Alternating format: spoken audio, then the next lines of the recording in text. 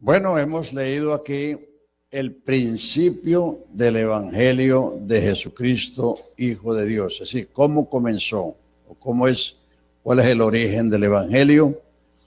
Y la enseñanza de esta tarde es, ¿qué es el reino de Dios?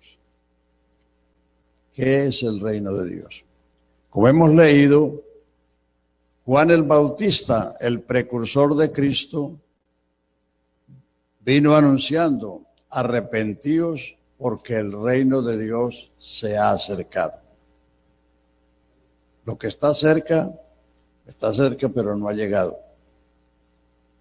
Y una vez que Juan fue encarcelado, dice, Jesús vino a Galilea diciendo, el tiempo se ha cumplido, el reino de Dios se ha acercado, arrepentidos y creed el Evangelio. Arrepentidos y creed el Evangelio. ¿Qué es un reino? Un reino es una nación gobernada por un rey o por una reina. Canadá es un ejemplo. Canadá no tiene día de independencia, sino el día de Canadá, porque todavía la reina Isabel tiene su representante aquí en la asamblea o en el parlamento, y en los billetes todavía está la imagen de la reina Isabel. O sea que Canadá no es un país independiente, sino un país asociado con la Gran Bretaña, como lo es Australia, como lo es Nueva Zelanda, como lo son algunos países del Caribe. También son parte de la mancomunidad británica. Entonces, España es un reino, no es una república, porque tiene un rey.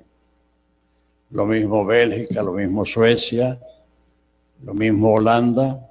O sea, reino es una nación gobernada por un rey. O sea, el reino de Dios tiene 4 etapas: el pasado, el presente y 2 en el futuro. Vamos a considerar esta tarde estas 4 etapas del reino de Dios para que sepamos a ciencia cierta qué es el reino de Dios y por qué Jesús vino anunciando el reino que ya había llegado. El reino de Dios comenzó con Israel. Éxodo 19, 5 y 6. Si el hermano que está allá lo puede poner ahí. Éxodo 19, 5 y 6. Cuando el Señor sacó a Israel de Egipto y lo trajo al Sinaí, al monte Sinaí, le dijo esas palabras: si vosotros oyereis mi voz y guardareis mi pacto, vosotros seréis, futuro, no sois, seréis mi especial tesoro sobre todos los pueblos de la tierra, porque mía es toda la tierra. Vosotros me seréis un reino de sacerdotes y de gente santa. Ahí comenzó el reino de Dios, porque reino es una nación por un rey. Antes de eso, Israel no era una nación, era una familia. Después del diluvio, Noé y sus hijos, Abraham y sus hijos, Isaac y sus hijos, Jacob y sus hijos. Y cuando Jacob descendió a Egipto, cuando su hijo José era gobernador, eran 70 personas. Puede ponerlo ahí, Génesis 46, 27. Con 70 personas descendió Jacob a Egipto. O sea que el pueblo de Dios en la época del Génesis era una familia. Las demás naciones andaban en sus caminos, los sumerios, los egipcios y todos los imperios que hubo en esa época andaron en sus caminos. Entonces, pero Dios tenía un pueblo, Noé y sus hijos, y los ya mencionados Pero ahora que Israel sale de Egipto, no era una familia, eran 600,000 hombres aptos para la guerra, sin contar las mujeres, los viejos y los niños. O sea que era un pueblo más de 1,000,000 de personas. Y por eso lo primero que Dios hace es, al traerlos al Sinaí, es darles una ley para que se gobiernen, como hace todo país que se emancipa de otro. Lo primero que hace es una constitución para gobernarse. Entonces Dios les da, número 1, una ley. Número 2, les da un santuario. Número 3, les da un sacerdocio. Y número 4, les da un culto. Porque cuando el Señor mandó a Moisés a Egipto, a Faraón, le dijo: di a Faraón que deje ir a mi pueblo para que me sirva en el desierto. Deja ir a mi pueblo para que me haga fiesta en el desierto. Entonces, para que Israel le sirviera a Dios, Dios les dio una ley, Dios les dio un santuario, Dios les dio un sacerdocio y Dios les dio un culto. Todo fue diseñado y ordenado por Dios. Ni Moisés ni Aarón tuvieron iniciativa, sino solamente hicieron lo que el Señor les mandó. Entonces ahí comienza el reino de Dios. Dios gobernando a Israel a través de Moisés, después a través de Josué, después a través de los jueces, después a través de la monarquía. Saúl, David, Salomón, Roboam, etc. Entonces, Israel fue el reino de Dios. Por eso usted de Éxodo en adelante puede leer cientos de veces: así dice Jehová, Dios de Israel. Así dice Jehová, Rey de Israel. Así dice Jehová, el Santo de Israel. Así dice Jehová, el fuerte de Jacob. Sí, Israel era una nación teocrática, donde los mandamientos de Dios eran la ley de la nación. Esa es una de las glorias de Israel, que ellos tienen una ley dada por Dios, mientras que las demás naciones tienen una ley que han hecho sus propios legisladores. Entonces, otra de los orgullos de Israel es que ellos tenían una cultura dada por Dios. Dios les enseñó qué comer y qué no comer, qué vestir y qué no vestir, qué hacer y qué no hacer. Entonces, una de las glorias de Israel es eso, que era una nación teocrática. Claro, ahora hay naciones teocráticas entre comillas, como es Arabia Saudita, como es Irán, porque el Dios de ellos no es el Dios que hizo los cielos y la tierra, no es el Dios de Israel. Pero en esas naciones la religión es la ley, en Irán, en Arabia Saudita y en otras naciones del Medio Oriente. Entonces en aquel caso sí era una nación teocrática en el sentido verdadero, porque era el único Dios, creador de los cielos y la tierra, quien habló a los patriarcas y ahora redime a la descendencia de Abraham después de 430 años que vivieron en Egipto. Una nación no se hace ni en una centena siquiera. Los 70 personas que descendieron a Egipto, o sea, Jacob con sus 12 hijos y sus mujeres y sus nietos, a lo largo de 430 años se volvieron una nación. Y ahora el reino de Dios era Israel.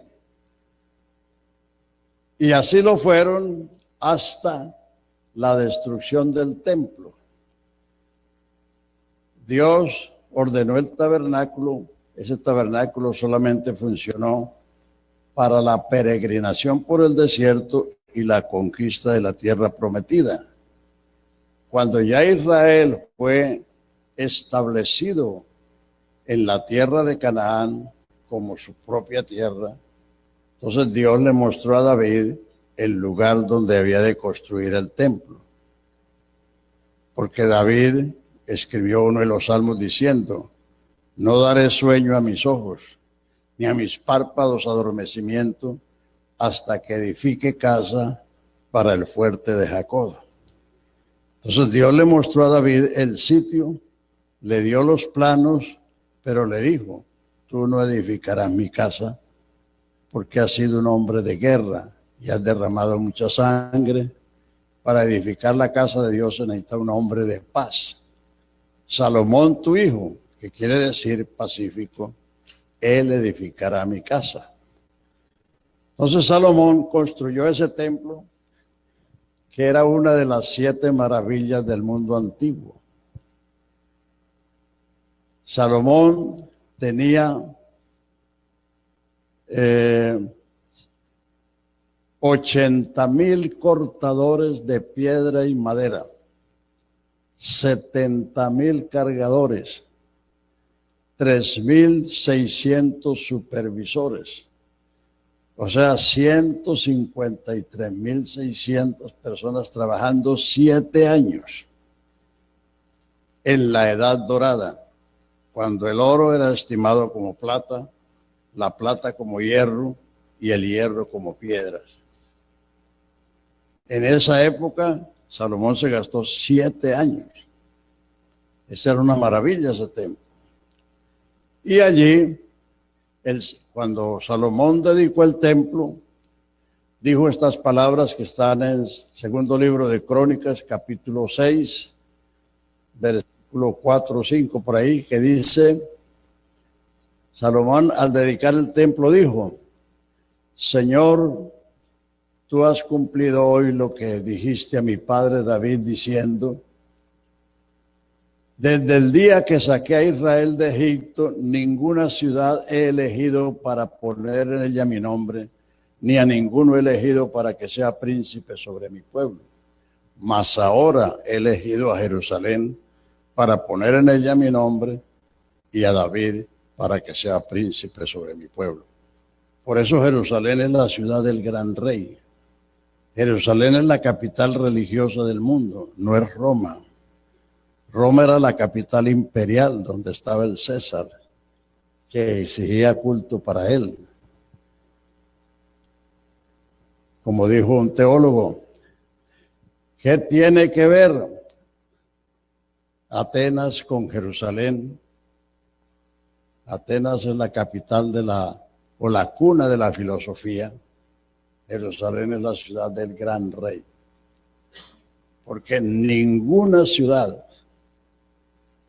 escogió Dios para poner en ella su nombre, sino en Jerusalén. Aleluya. Ahí nació la iglesia, en Jerusalén, no en Roma. Por eso la iglesia de Cristo nunca ha sido romana ni lo será. Porque no nació en Roma, nació en Jerusalén, en el aposento alto, el día de Pentecostés. Entonces, Jerusalén es la ciudad del gran rey, y en ese templo, todo el que quería buscar a Dios tenía que ir a ese templo. Dios dijo: si mi pueblo, sobre el cual mi nombre es invocado, oraren en esta casa o hacia esta casa, yo iré desde los cielos, perdonaré sus pecados y sanaré su tierra. Entonces, después de Salomón, cuando su hijo Roboán era un hombre débil de carácter, entonces el pueblo vino a él y le dijo: alívianos las cargas que nos puso tu padre, bájenos los impuestos. Y él los mandó que volvieran a los 3 días para darles la respuesta. Y él consultó a los ancianos, y los ancianos le dijeron: si hablas con palabras humanas a este pueblo te servirá. Pero él dejó el consejo de los ancianos y se fue donde los jóvenes que habían sido criados con él. Y ellos le dijeron, no, dóbleselas. Entonces cuando el pueblo vino a los 3 días, él les dijo, el dedo meñique de mi padre, el dedo meñique mío es más grueso que los lomos de mi padre. Si mi padre los castigó con azotes, yo los voy a castigar con escorpiones. Entonces el pueblo se dividió. Jeroboam, un siervo que había huido a Egipto en los días de Salomón, entonces capitaneó esa revuelta y las 10 tribus de Israel se separaron de las otras 2, que eran Judá y Benjamín. El santuario está en Jerusalén y Jerusalén está en Judá. Entonces las 10 tribus se apartaron y para que los israelitas del norte no se vinieran al templo a adorar, Jeroboam les hizo unos bueyes de oro y les hizo un santuario y les dijo, vea, estos son los dioses que te sacaron de Egipto. O sea, el pueblo apostató de la fe que habían recibido de sus padres. Se apartaron totalmente. Pero el Señor siguió reinando con la tribu de Judá y de Benjamín, por la línea de los descendientes de David. Pero también la tribu de Judá, al paso de los años, abrazó los ídolos de los pueblos vecinos. Entonces, aproximadamente 100 años después, el rey Nabucodonosor, que era la potencia mundial de turno, vino e invadió a Jerusalén y a Judea, destruyó la ciudad y destruyó el templo. Hasta ahí llegó el reino de Dios. Ahí se interrumpió el reino de Dios. Ya Israel ni Judá fueron el reino de Dios. Israel en el norte fue una provincia asiria. Tenía gobernador asirio ahí. Judá tenía gobernador babilónico. Después que los persas vencieron a los babilonios, Israel vino a ser una provincia persa. Después los griegos vencieron a los persas y Israel fue una provincia griega. Después los romanos vencieron a los griegos y Israel fue una provincia romana. Recuerden, cuando Jesús nació tenía por rey a Herodes, que no era de la descendencia de David, era el descendiente de Saúl, y tenía por gobernador a Poncio Pilato, porque Israel era una provincia romana. Después que el imperio romano cayó en el año 470 y tanto de nuestra era, el imperio otomano, el imperio turco, en Turquía había un califato, invadieron a Israel y dominaron la tierra de Israel hasta 1917, cuando los ingleses los sacaron. Y Israel vino a ser un protectorado inglés hasta 1948, cuando recobraron su independencia. O sea que a lo largo de todos esos años, todos esos siglos, desde la destrucción del templo hasta 1948, Israel fue una provincia de la potencia de turno. Tenía gobernador y ejército extranjero. Con la invasión de Nabucodonosor comenzó lo que la Biblia llama el tiempo de los gentiles, el tiempo cuando los gobernantes gentiles dominaron la tierra de Israel. Entonces, ya no era el reino de Dios, una provincia extranjera.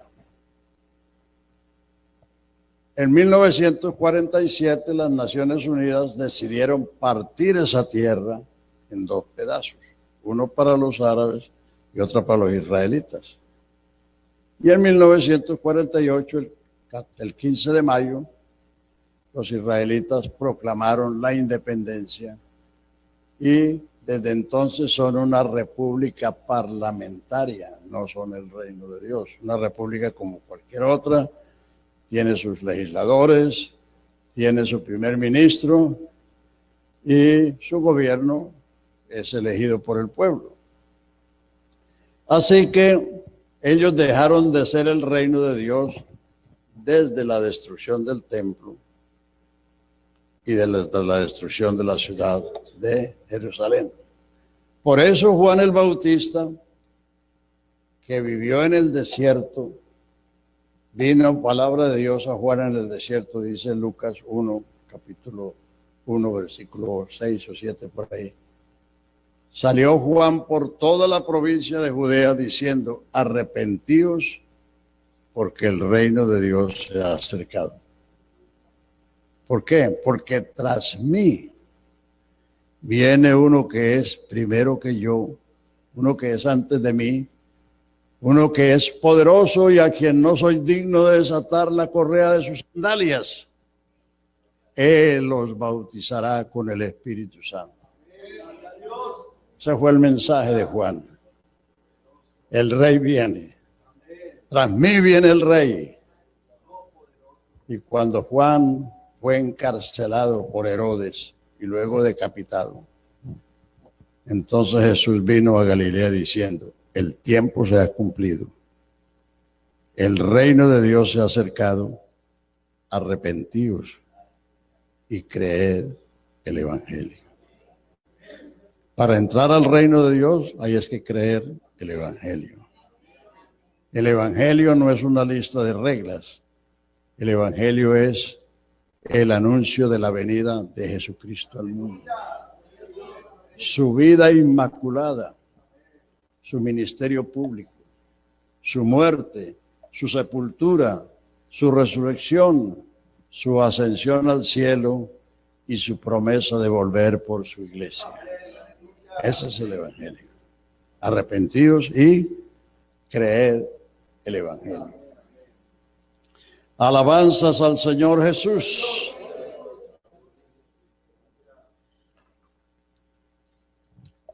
Entonces, el reino de Dios llegó con Jesús. A Jesús le preguntaron, ¿el reino de Dios vendrá con advertencia? Él le dijo, el reino de Dios no vendrá con advertencia porque el reino de Dios entre vosotros está. No hay reino sin rey. Donde está el rey, ahí está el reino. Entonces, el Evangelio de Mateo, mediante una serie de secuencias, demuestra cómo Israel rechazó a su rey y a su reino. Comenzando en el capítulo 12 de Mateo, Jesús estaba echando fuera un demonio y los escribas y fariseos, que eran los representantes de la religión, dijeron que él echaba fuera los demonios por Belcebú, que él tenía el principal demonio. Ese fue el primer rechazo. Entonces Jesús dijo, el que blasfemare contra el Hijo del Hombre le será perdonado. Pero el que blasfemare contra el Espíritu Santo no le será perdonado ni en este siglo ni en el venidero. O sea, ellos cometieron el pecado imperdonable.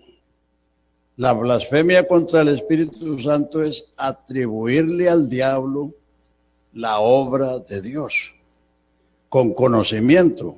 Claro, mucha gente ha hablado ignorantemente cosas contra Dios, pero en ignorancia. Pero estos lo estaban haciendo con conocimiento de causa, porque eran los intérpretes de la ley, los escribas y los fariseos. Entonces ellos dijeron que él tenía el principal demonio.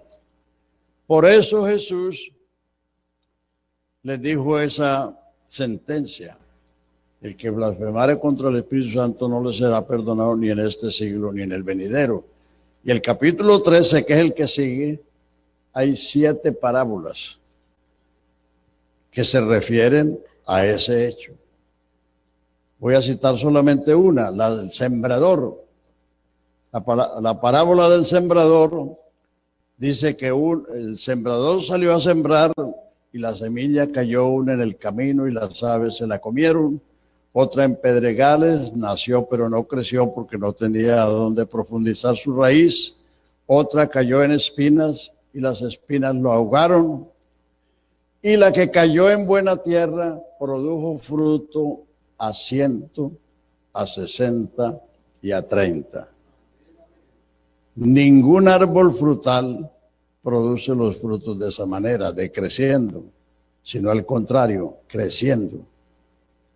En esa misma parábola, en el capítulo 8 de Marcos, dice: la semilla caída en buena tierra dio fruto a 30, a 60 y a 100, que es la forma normal en que los árboles dan sus frutos.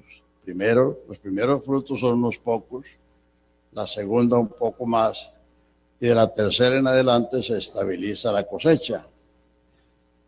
¿Por qué les dijo eso Jesús? Porque ellos iban a decrecer, porque lo habían rechazado. Luego, cuando Herodes mandó a Jesús ante Pilato, Pilato le dijo al pueblo: ¿qué haré yo con Jesús el Cristo? Ellos dijeron: que sea crucificado. Y él les dijo: ¿a vuestro rey he de crucificar? Y ellos dijeron: no tenemos más rey que a César. Si a este sueltas, no eres amigo del César. Ellos prefirieron al César romano, un emperador pagano, que a Jesucristo. Y es más, dijeron: su sangre sea sobre nosotros y sobre nuestros hijos. Por eso Israel ha sufrido por 20 siglos las consecuencias de haber rechazado a Jesucristo. Y tercera vez, en el capítulo 13 de los Hechos, versículo 45, se lo puede poner ahí, ya en la época de los apóstoles. Ahí está eléctrico ese hermano. Gloria a Dios. Pero viendo los judíos, la muchedumbre se llenaron de celos y rebatían lo que Pablo decía, contradiciendo y blasfemando. Siga. Entonces Pablo y Bernabé, hablando con denuedo, dijeron: a vosotros a la verdad era necesario que se os hablase primero la palabra de Dios, o sea, los israelitas. Mas puesto que la desecháis y no os juzgáis dignos de la vida eterna, me iré a los gentiles, me volveré a los gentiles, y ellos oirán, porque así me ha dicho el Señor, diciendo: te he puesto para luz de los gentiles, a fin de que seas para salvación hasta lo último de la tierra. O sea, ellos rechazaron a Cristo personalmente y lo rechazaron a través de la predicación de los apóstoles. Entonces, por eso el reino de Dios fue quitado a ellos y dado al pueblo que dé los frutos de él. Vamos a ver capítulo 20 de Mateo. La parábola del hombre que salió a buscar jornaleros en la mañana, al mediodía, a la tarde y a la última. El reino de Dios, el de los cielos, es semejante a un hombre padre de familia que salió por la mañana a contratar obreros para su hacienda, y habiendo convenido con los obreros por 1 denario al día, los envió a su viña. Saliendo cerca de la hora tercera del día, vio otra vez a otros que estaban en la plaza desocupados, Les dijo, id también vosotros a mi viña y os daré lo que es justo. Y ellos fueron. Salió otra vez cerca de la hora sexta y la novena e hizo lo mismo. Y saliendo cerca de la hora undécima, halló a otros que estaban desocupados y les dijo, ¿por qué estáis aquí todo el día desocupados? Y ellos dijeron, porque nadie nos ha contratado. Él les dijo, id también vosotros a la viña y recibid lo que sea justo. Y cuando llegó la noche, le dijo al mayordomo que les pagara comenzando por los últimos. Por los últimos. Llama a los obreros y págales el jornal comenzando de los postreros hasta los primeros. Y cuando al venir los que habían ido cerca de la undécima hora recibieron cada uno un denario. Y entonces los otros pensaban que iban a recibir más porque habían trabajado todo el día. Y entonces ellos murmuraron contra el amo porque a los de la última hora les había dado lo mismo, un denario, que a los que habían comenzado por la mañana. Y entonces les dijo, vos tenéis envidia porque soy bueno, no es justo, no me es lícito hacer lo que es justo con lo que yo quiero o con lo que yo tengo. Y entonces él les dijo esto, estos postreros han trabajado una sola hora y hasta los ha hecho iguales que nosotros, hemos soportado la carga y el calor del día. Y respondiendo dijo, o uno de ellos, amigo, no te hago agravio, no conviniste conmigo en un denario. Toma lo que es tuyo y vete, pero yo quiero dar a este postrero como a ti. ¿No me es listo hacer lo que quiero con lo que es mío? ¿O tienes tu envidia porque yo soy bueno? Así los primeros serán postreros y los postreros primeros, porque muchos son los llamados y pocos los escogidos. Esa parábola se refiere a Israel y la iglesia. Cuando nació la iglesia el día de Pentecostés, Israel tenía 1500 años de tener la revelación. Entonces esta parábola fue para indicarle que los postreros serán primero. Por eso le comenzó a pagar primero a los postreros. Y los primeros fueron los postreros. Luego sigue otra parábola de un padre que tenía 2 hijos.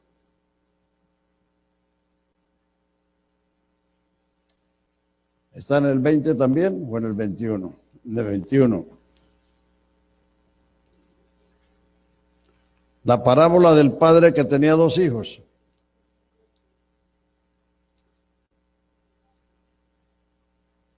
¿Es 21 o 20? 21, 28. Les dijo esta parábola, un padre que tenía 2 hijos, le dijo al primero, ve a mi viña a trabajar. Y él dijo, no quiero, pero luego se arrepintió y fue. Y le dijo al segundo, hijo, ve a mi viña a trabajar. Y él dijo, sí quiero, pero no fue. Entonces él pregunta, ¿cuál de los 2 hizo la voluntad de su padre? Dijeron ellos, el primero. Jesús les dijo, de cierto os digo que los publicanos y las rameras van delante de vosotros al reino de Dios. Porque vino a vosotros Juan en camino de justicia y no le creísteis. Pero los publicanos y las rameras le creyeron y vosotros viendo esto no os arrepentís después para creerle. O sea que así como el Juan vino predicando el arrepentimiento y los publicanos y las rameras se arrepintieron. Pero los doctores de la ley, los escribas, los fariseos eran los separados, los que decían, no te acerques tú a mí porque yo soy más santo que tú. Eran los santurrones de la época. no santos, sino santurrones. Entonces, ahí está esa otra parábola.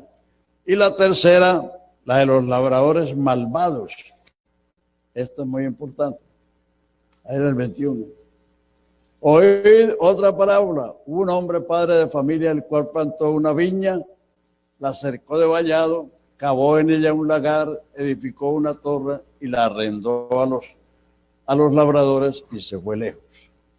Cuando llegó el tiempo de los frutos, mandó sus siervos a recoger su parte y los golpearon, los afrentaron y los mandaron vacíos. Mandó otros siervos a buscar la parte de sus frutos y a estos los mataron.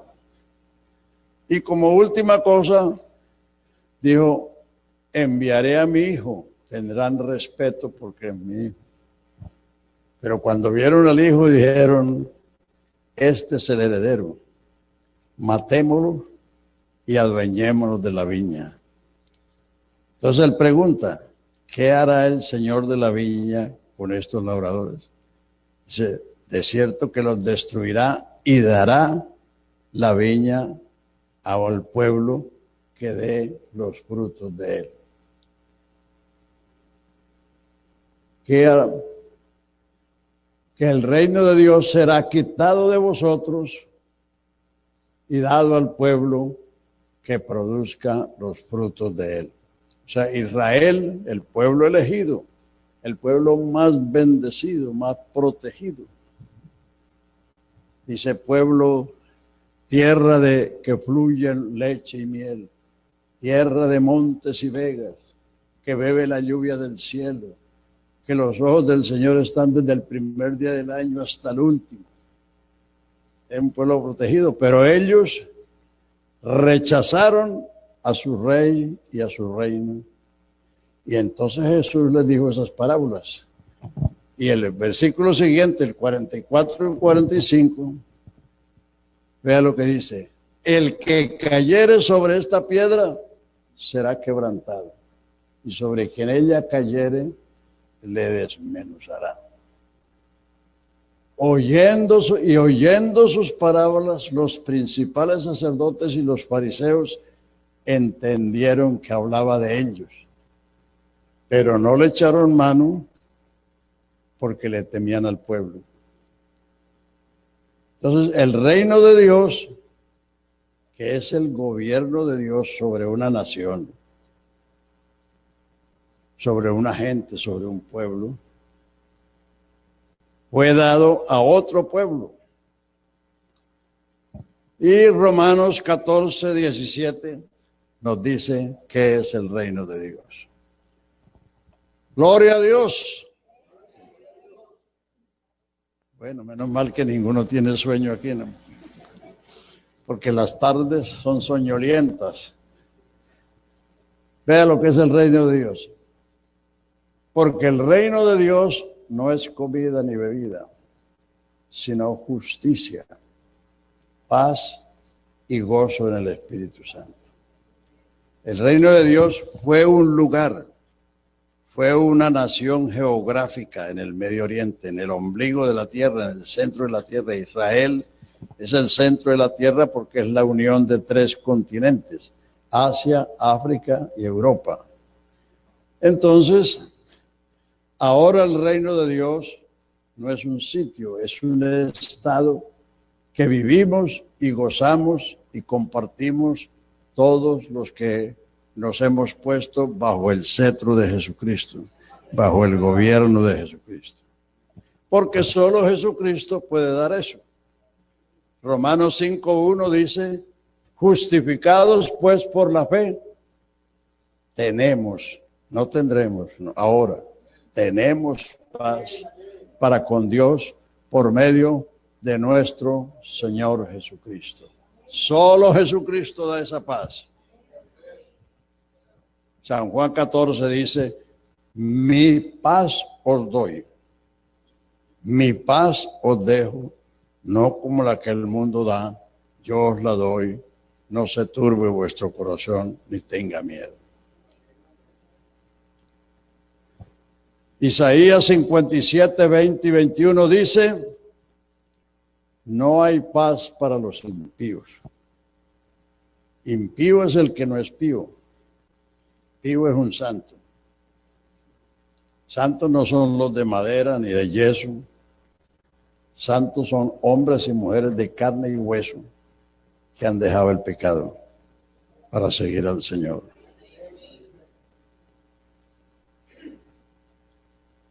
Pero los impíos son como la mar en tempestad, que no puede estarse quieta y sus aguas arrojan cieno. ¿Usted ha ido a la playa alguna vez después de una tempestad? La playa está llena de basura.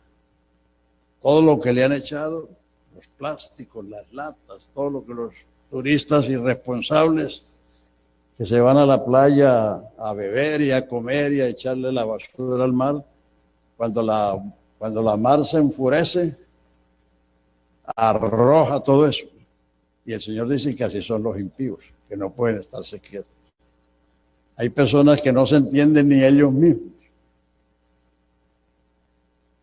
No pueden tener paz. Verso siguiente: no hay paz, dijo mi Dios, para los impíos. Hay solo una paz, la de Jesucristo. Mi paz os doy, mi paz os dejo, no como la que el mundo da, yo os la doy. No se turbe vuestro corazón, ni tenga miedo. La justicia de Dios es la única que nos justifica. Justificados pues por la fe, tenemos paz para con Dios. Cuando tienes paz con Dios, tienes paz contigo mismo y tienes paz con tus semejantes. O sea que el problema de la humanidad es precisamente la falta de la paz de Dios. La paz del mundo es que los soldados estén en los cuarteles y que los tanques y los aviones estén en los hangares. Pero las noticias todos los días están llenas de violencia, de feminicidios, de atracos, de tantas cosas, porque no hay paz en el mundo, y no hay paz porque no hay justicia.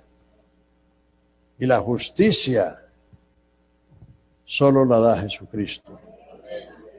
Bueno, hoy es domingo, ustedes no van por ninguna otra parte hoy. Entonces vamos a Salmo 98, 2. La paz fue prometida en el Antiguo Testamento. 98, 2. Qué bueno que es eléctrico este hermano. Jehová ha hecho notoria su salvación a vista de las naciones, ha descubierto su justicia. Se ha acordado de su misericordia y de su verdad para con la casa de Israel. Todos los términos de la tierra han visto la salvación de Dios. Isaías 42, 1, 2, 3 y 4. He aquí mi siervo, yo le sostendré, mi escogido, en quien mi alma tiene contentamiento. He puesto sobre él mi espíritu. Él traerá justicia a la tierra, a las naciones. No gritará ni alzará su voz, ni la hará oír en las calles.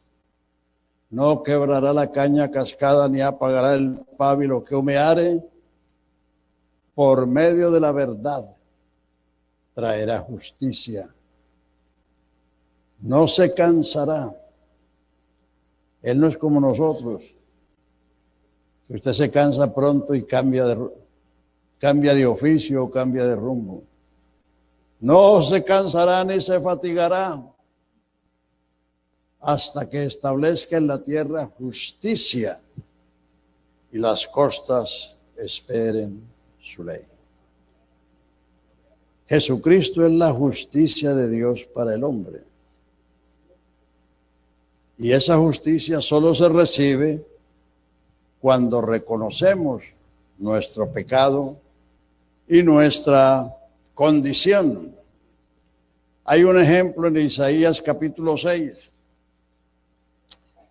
Isaías era de linaje real, criado en las mejores costumbres de su pueblo. Era devoto, estaba en el templo. Y dice, en el año que murió el rey Usías, Usías fue un rey profano que intentó ofrecer incienso en el templo, que él no podía hacerlo sino los sacerdotes, y la lepra le salió en la frente. Y murió leproso. Entonces, en el año que murió el rey Usías, dice, vi yo al Señor, alto y sublime, y sus faldas llenaban el templo. Y en su alrededor habían serafines que no cesaban de decir, santo, santo, santo, Jehová de los ejércitos, toda la tierra está llena de su gloria. Y vea la reacción del joven Isaías, un joven devoto. No fue un aleluya lo que le salió, ni un gloria a Dios, sino un ay de angustia. Entonces dijo, ay de mí que soy muerto, porque siendo un hombre de labios inmundos y habitando en medio de un pueblo que tiene labios inmundos, que era el pueblo escogido, han visto mis ojos al Rey Jehová de los ejércitos.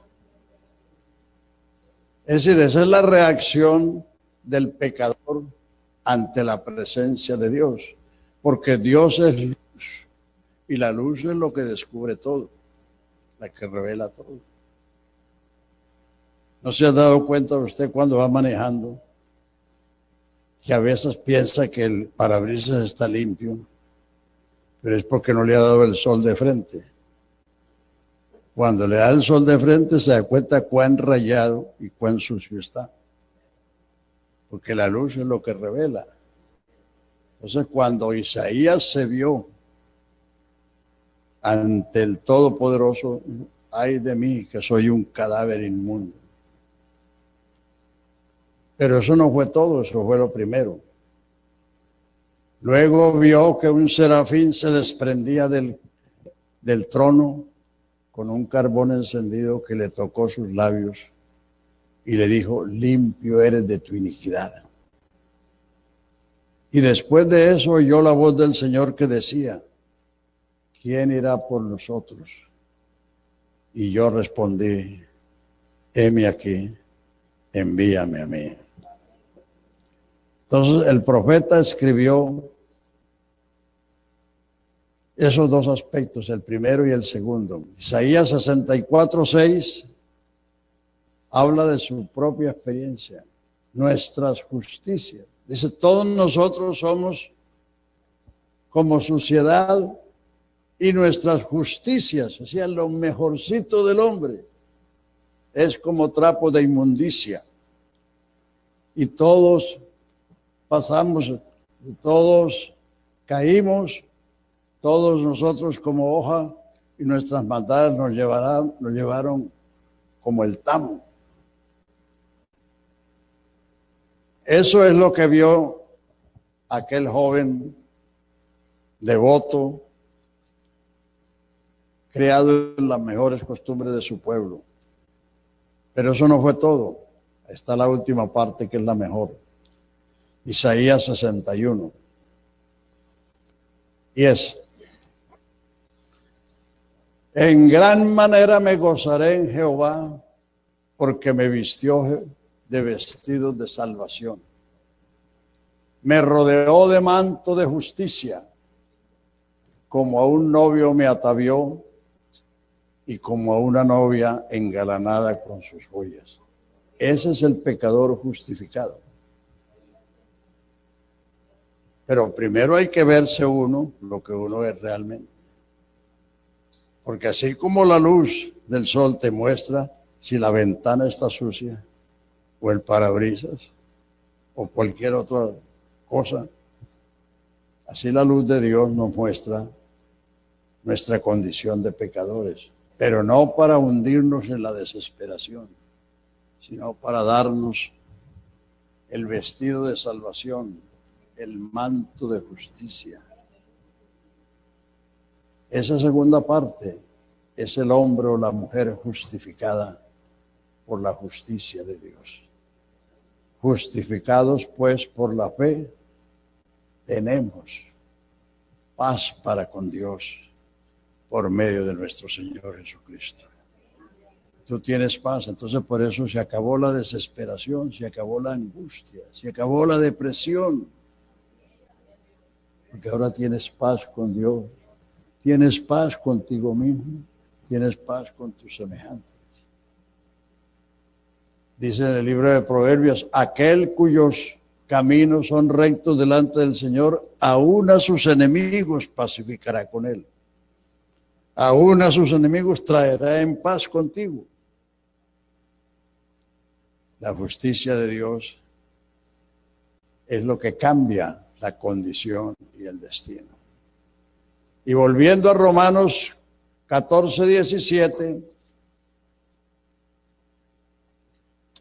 el reino de Dios no es comida ni bebida, no son las cosas de esta vida, es la justicia, la paz y el gozo.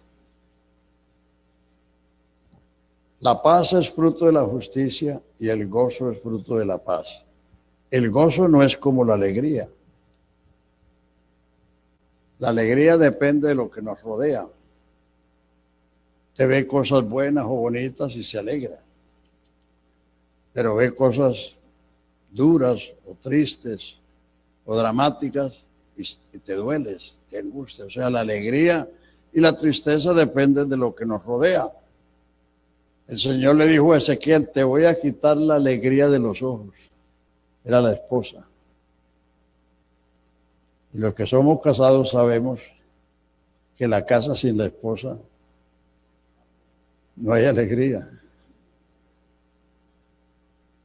La alegría depende de lo que nos rodea. La alegría viene y se va, como la tristeza viene y se va también, cuando las cosas cambian. Si usted está pasando por un tiempo difícil de trabajo o de economía, pero llega una buena época, pues, se le cambió la tristeza en alegría, o al contrario. Pero el gozo es fruto del Espíritu. Eso lo produce el Espíritu de Dios. Por eso el gozo no se va a pesar de lo que pase. Los primeros discípulos, por predicar, los fariseos y los escribas los metieron en la cárcel, los azotaron, los amenazaron. Y cuando salieron, dice, salieron gozosos de ser tenidos por dignos de sufrir afrenta por el nombre del Señor. Ni la cárcel ni los azotes les quitó el gozo. Pablo y Silas, allá en Filipos, había una adivinadora y Pablo, disgustado porque la adivinadora iba atrás de ellos haciéndoles propaganda, mandó que el espíritu saliera y los que tenían las ganancias por la adivinación levantaron un complot y metieron a Pablo y a Silas en la cárcel. Le pusieron en el calabozo de más adentro, los pies en el cepo y con las espaldas laceradas por los azotes, y a medianoche cantaban y oraban y los presos los oían. El gozo no lo cambia ninguna cosa. El fruto del Espíritu es, a ver quién se lo sabe, amor, gozo, paz, tolerancia, benignidad, bondad, fe, mansedumbre, templanza. Contra estas cosas no hay ley. El gozo del Señor, y el gozo es fruto de la paz, y la paz es fruto de la justicia. Eso es el reino de Dios hoy. Alabanzas a Jesús. Y a eso es que te invitamos, señora, señorita, caballero. A eso es que te invitamos, a que entres al reino de Dios, para que disfrutes la justicia de Dios. Porque la nuestra no vale un comino. ¿Usted sabe lo que es un comino? Creo que aquí en Canadá saben también. Si usted se echa un comino en la boca, tiene un saborcito. Pero la justicia nuestra, ya la palabra de Dios ha dicho que es como trapos sucios delante de Dios. Pero la justicia de Dios es la justicia de Cristo. Primera de Corintios 1:30 dice, Cristo nos ha sido hecho por Dios a nosotros sabiduría, justificación, santificación y redención. Para usted tener eso tiene que vestirse de Cristo. Y Gálatas 3:10, Gálatas 3:27. Todos los que habéis sido bautizados en Cristo, de Cristo estáis revestidos. Revestir es un vestido encima de otro. Esto es un revestido, porque tengo otro vestido abajo. Entonces, todos los que habéis sido bautizados en Cristo, de Cristo estáis revestidos. ¿No le parece a usted una cosa excelente? Lo máximo, que usted pueda vestirse de Cristo. Que usted no aparece ante el trono de Dios con los harapos de sus pecados, sino con la justicia de Dios en Cristo Jesús.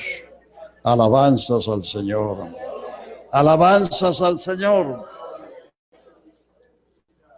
Bueno, entonces tenemos el reino de Dios en el pasado, Israel, el reino de Dios en el presente, la iglesia. El reino de Dios en el futuro es el milenio.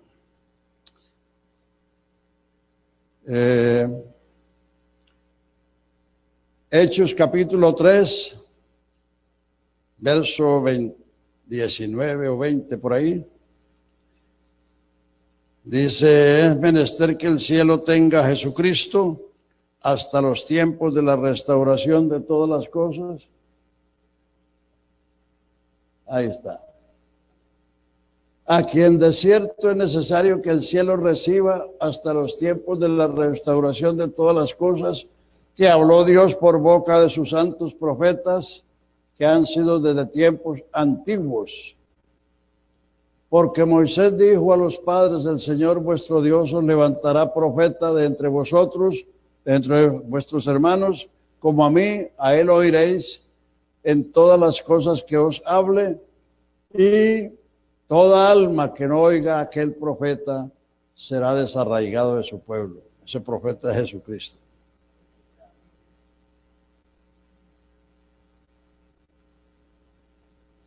Todos los profetas desde Samuel en adelante, cuantos han hablado también han anunciado estos días. Sigan. Vosotros sois hijos de los profetas y del pacto que Dios concertó con nuestros padres diciendo, a Abraham en tu simiente serán benditas todas las naciones. Verso 26. A vosotros. Ese es el segundo sermón de Pedro que lo está dirigiendo a los judíos. A vosotros, primeramente Dios, habiendo levantado a su Hijo, lo envió para que os bendijese a fin de que cada uno se convierta de su maldad. Entonces, Jesucristo está en el cielo hasta los tiempos de la restauración de todas las cosas que habló Dios por boca de Moisés y de los profetas. La segunda venida de Cristo, Él va a venir a cumplir lo que el ángel Gabriel le dijo a María. Lo que nacerá de ti será grande. Será llamado Hijo del Altísimo, le será dado el trono de David su padre, y reinará en la casa de Jacob, y de su reino no habrá fin. Isaías capítulo 2.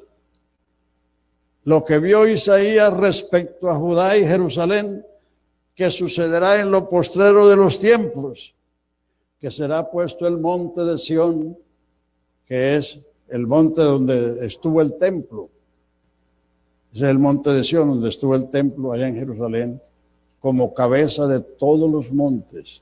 Y las naciones dirán, venid, subamos a la casa de Jacob, porque él nos enseñará sus caminos, porque de Sión saldrá la ley y de Jerusalén la palabra de Jehová. Ahí en el monte de los Olivos, donde Jesucristo levantó los pies para irse al cielo, ahí va a volver.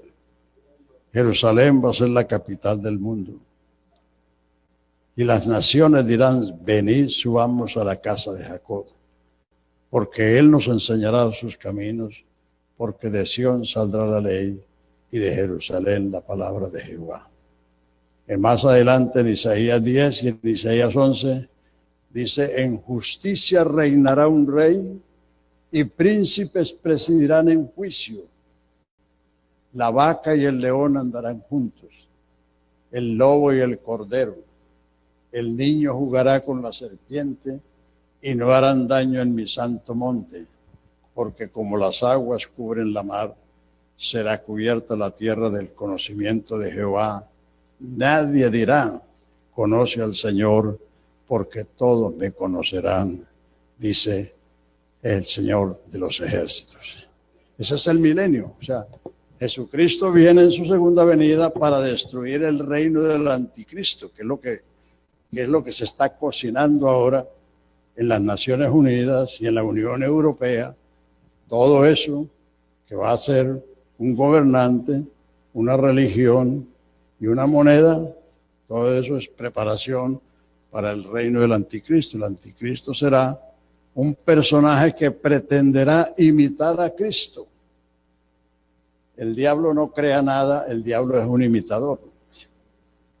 Entonces, como Jesucristo va a venir para reinar 1000 años sobre la tierra en justicia, o sea, el reino de Dios, que hoy es un estado, se va a materializar en toda la creación.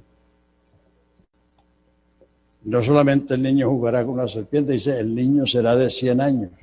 Vendrá la longevidad, como en el principio, que los hombres duraban hasta 900 y tantos años. Entonces, porque esa es la restauración, todos entendemos que es restauración, ¿no? Hay edificios que los restauran porque son joyas coloniales, hay retratos, hay obras artísticas que se deterioran con el tiempo, pero entonces ¿los qué? Si me están oyendo.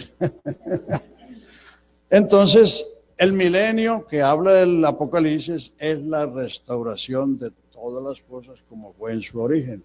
Los animales no tendrán pavor sobre el hombre, ni el hombre sobre los animales. Los árboles darán sus frutos. Las hojas serán para medicina de las naciones. No habrá peste, no habrá hambre, no habrán enfermedades, no habrán microbios. Es un reino de justicia, de paz y de gozo. Eso solo se va a dar sobre el cetro de Jesucristo. A lo largo de la historia, muchos gobernantes han tenido como una utopía traer la justicia a su nación, erradicar la pobreza, las enfermedades y crear un estado de bien para todos. Pero eso para los gobernantes ha sido una utopía, porque el pecador no puede hacer eso. Solo Jesucristo, que nunca hizo maldad, ni hubo engaño en su boca, sino que Él es santo, inocente, limpio, apartado de los pecadores y más sublime que los cielos, Él sí va a traer eso. Ese es el reino de Dios en el futuro. Después del levantamiento de la iglesia, viene el reinado del anticristo, que serán 7 años, y después del reinado, el anticristo será destruido por la segunda venida de Cristo. Él lo destruirá con el espíritu de su boca y con el resplandor de su venida para establecer el milenio, que es el 7º día de la creación. Así como cada día termina con una noche, cada dispensación terminó con un juicio. La dispensación de inocencia terminó echando a Adán y a Eva del paraíso, el primer juicio que Dios hizo con el hombre. Vino la dispensación de conciencia, terminó con la noche del diluvio. Vino la dispensación del gobierno humano, Noé y sus hijos, terminó con la confusión de lenguas. Vino la dispensación de promesa que Dios le hizo a Abraham. Abraham, sus hijos y sus nietos vivieron en la dispensación de promesa, vivieron bajo las promesas de Dios. Terminó con el juicio de Dios en Egipto. Y vino la dispensación de la ley que comenzó en el monte Sinaí, donde comenzamos la enseñanza. Terminó en el Calvario con el juicio de Dios sobre el pecado del mundo, cayendo sobre la persona de su Hijo Jesucristo. Y con la resurrección de Cristo y el nacimiento de la iglesia, nació la dispensación de gracia, la dispensación del Espíritu y la dispensación de la iglesia. Esta terminará con la gran tribulación y amanecerá el séptimo día, que es el reposo de la creación, donde toda la creación va a ser como fue originalmente. Y el hombre y la mujer que haya entrado en el reino de Dios va a disfrutarlo. El que no, no. Si no entras, no puedes disfrutarlo. Hay que disfrutarlo primero ahora aquí. Y la cuarta etapa, después del milenio. En el milenio la gente se casará. Las solteronas de los testigos de Jehová tienen la esperanza que si no se casan ahora se van a casar allá en el milenio. Pero ni siquiera han entrado por la puerta. ¿Cómo van a entrar? ¿Cómo van a estar allá? Porque para entrar en el reino de Dios, en las próximas etapas hay que entrar ahora. Jesús dijo, el tiempo se ha cumplido, el reino de Dios se ha acercado, arrepentidos y cree del evangelio. Esa es la entrada. Si usted entra por ahí, vas a llegar hasta allá. Si no entras, no hay como, ahí no hay como saltarse muros. Entonces, esas generaciones que se levanten en el milenio no han sido probadas. Entonces, por eso el diablo será suelto después del milenio para probar a los que moran en la tierra. No la iglesia. La iglesia estará transformada en la semejanza de Cristo en gloria. Entonces el diablo saldrá para levantar una rebelión, una subversión contra Cristo y su iglesia que están gobernando el mundo desde Jerusalén. Y van a ir allá con sus ejércitos y fuego del cielo va a caer y los va a matar a todos. Entonces viene el juicio final, el trono blanco que está en Apocalipsis 20. Vi un trono blanco delante del cual huyó el cielo y la tierra y no se halló lugar para el mar. La tierra dio los muertos, la mar dio los muertos, el infierno dio los muertos y estaban los muertos grandes y pequeños. No son los altos y los bajitos, sino los poderosos y los siervos. Estarán los grandes y los pequeños delante del trono. Los libros fueron abiertos. Cada persona tiene su sumario. Así como la policía tiene los sumarios de los criminales para cuando los agarren, llevarlos ante el juez. Así cada quien tiene su librito. Por eso hay que arrepentirse y bautizarse para perdón de pecados, para mandar los pecados adelante. Porque si no los manda, cuando llegues allá, ahí le van a abrir el librito.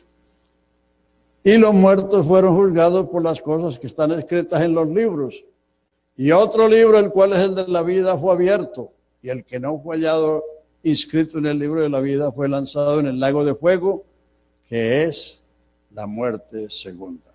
Ese es el final del tiempo. Ahí termina el tiempo. Por eso se llama el juicio final. Ese juicio es para los que no son de Cristo. Porque los que somos de Cristo, cuando Él aparezca en las nubes, nos vamos con Él. Pero el que no es de Cristo se muere y se queda para resucitar aquel día. Entonces, ahí termina el tiempo y el capítulo 21 y 22 de Apocalipsis nos da la cuarta y última etapa del reino de Dios. Vi un cielo nuevo y una tierra nueva, porque el primer cielo y la primera tierra se fueron y el mar ya no existía más. Y yo, Juan, vi la santa ciudad de Jerusalén descender del cielo como una esposa ataviada para su marido. Esa es la nueva creación. La nueva creación. Y para finalizar, ya, el último versículo. Segunda de Pedro, capítulo 3. Bueno, lo que quería era que les quedara completo el tamal, ¿no? O el está bien. Aleluya. Más adelantico, por ahí por el 4 o 5. Sí, el 3 dice, el 3. Sabiendo primero esto, que en los postreros días vendrán burladores andando según sus propias concupiscencias y diciendo, ¿dónde está la promesa de su advenimiento? Porque desde el día que los padres durmieron, todas las cosas permanecen así como desde el principio de la creación. Estos ignoran voluntariamente que en el tiempo antiguo fueron hechos por la palabra de Dios los cielos y también la tierra, que proviene del agua y por el agua subsiste. Si usted ve el mapa, la tierra está sobre el agua. Por lo cual el mundo de entonces pereció anegado en agua. Pero los cielos y la tierra que son ahora están reservados por la misma palabra para el fuego en el día del juicio y de la perdición de los hombres impíos, en los cuales los cielos serán encendidos y la tierra y las obras que en ella están serán quemadas. Mas, oh amados, no ignoréis. A ver, esto se me pasó. El 7, ahí está. Están reservados por la misma palabra, guardados para el fuego el día de la perdición de los hombres impíos. Mas, oh amados, no ignoréis que con el Señor un día son como 1000 años y 1000 años como un día. El Señor no retarda su promesa como algunos la tienen por tardanza, sino que es paciente para con todos, no queriendo que ninguno perezca, sino que todos procedan al arrepentimiento. Pero el día del Señor vendrá como ladrón en la noche, en el cual los cielos pasarán con gran estruendo y los elementos ardiendo serán deshechos y la tierra y las obras que en ella están serán quemadas. Puesto que todas estas cosas han de ser deshechas, ¿cómo no os debéis vosotros andar en santa y piadosa manera de vivir, esperando y apresurándonos para el día de la venida de Dios, en el cual los cielos encendidos serán deshechos y los elementos ardientes serán quemados y se fundirán? Vea lo que dice. Pero nosotros, las cartas fueron escritas a la iglesia, a los salvos, a los cristianos, pero nosotros esperamos cielos nuevos, tierra nueva, en los cuales mora la justicia. Esa es la cuarta y última etapa del reino de Dios. Gloria a Dios. Bueno, ahí tienen el panorama desde allá del segundo libro de la Biblia hasta el último. Entonces, la amonestación es que, siendo que estas cosas han de suceder, ¿cómo no nos conviene vivir en santa y piadosa manera, esperando esas promesas de Dios? Así que, si usted está en el reino, no se salga por nada ni por nadie. Y si no has entrado, si estás cerca, del pasito adelante. El Señor le preguntó a un fariseo algo y el fariseo le contestó bien. Dijo, no estás lejos del reino de Dios. Pero una cosa no es estar lejos y otra cosa es estar adentro. Entonces hay que entrar. ¿Y qué es la entrada? Ahí es donde comenzamos. El tiempo se ha cumplido. Estamos en los finales de los tiempos. El reino de Dios se ha acercado, arrepentidos. Y cree el Evangelio, abraza el Evangelio, entrégate a Jesucristo. Aleluya. No hay para dónde más ir. Todo lo demás es inútil, es vano. El mundo está lleno de esperanzas vanas e inútiles. Tantos creyendo en los muertos.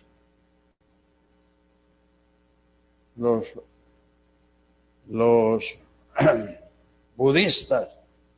El budismo es más antiguo que el cristianismo. Nació hace más de 3000 años en la India. Pero Buda es un difunto. ¿Para qué echarle incienso? Si no huele. Un católico se estaba burlando de un asiático porque le echaba incienso a Buda. Y el católico le dice, ¿tú crees que Buda te huele el incienso? Dice, pues si el mío no me huele el incienso, el tuyo tampoco le huele las flores. La misma cosa es. No importa quién le ponga las flores o las velas. Entonces, Jesucristo es la única esperanza. A su nombre la gloria.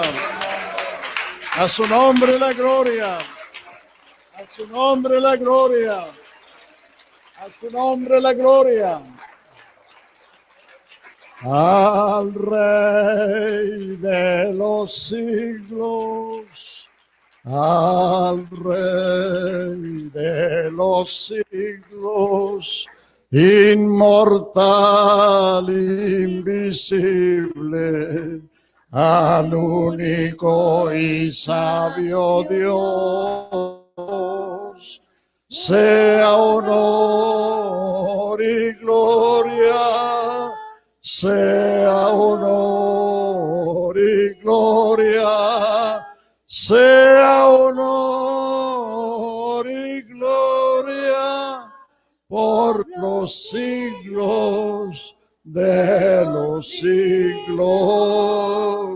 Amén. Al Rey de los siglos, al Rey de los siglos, inmortal, invisible, al único y sabio Dios, sea honor y gloria, sea honor y gloria, sea honor y gloria, por los siglos de los siglos. Amén.